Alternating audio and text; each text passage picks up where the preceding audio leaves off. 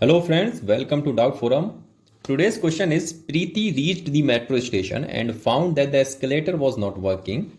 She walked up the stationary escalator in time t1. On other days, if she remains stationary on the moving escalator, then the escalator takes up her in time t2. The time taken by her to walk up on the moving escalator will be, and the four options are given. So in first scenario, the first case is given as that the escalator is not working.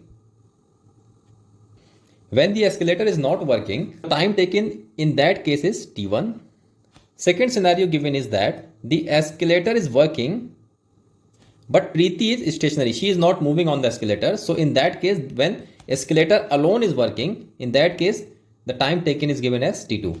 In the question, it is been asked that the time we are asked to find the time taken when escalator is working plus Preeti is moving.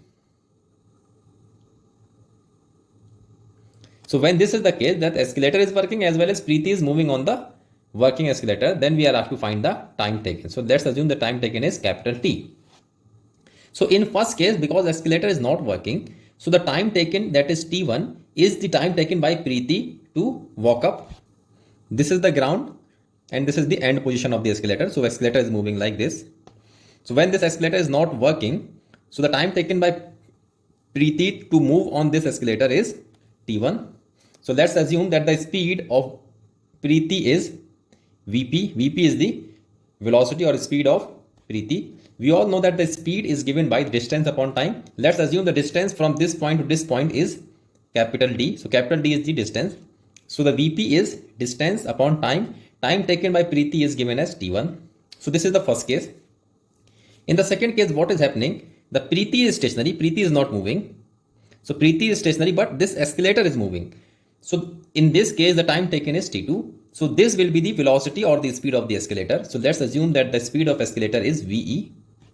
This will be equal to distance upon time. Distance is d. Distance will remain same as it is. Only the time taken will change. So in this case, the time taken is t2.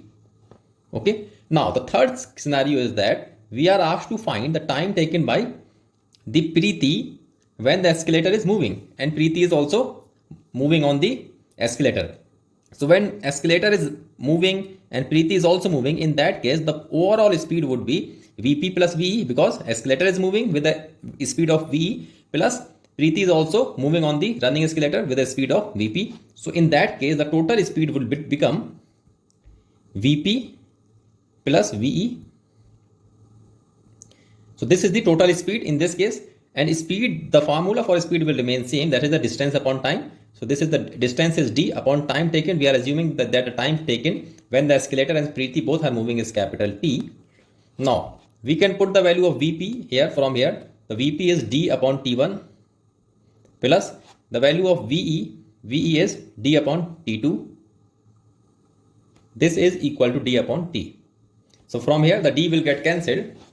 So the remaining equation will be 1 upon T1 plus 1 upon T2. This will be equal to 1 upon T. Now from here what we can get, that the capital T would be T1 into T2 divided by T1 plus T2. So this is the answer. So our option number 2 will be the correct one. So this is the time taken by when escalator is moving and Preeti is walking on a working escalator. So see you in the next video. Till then, take care. Bye bye.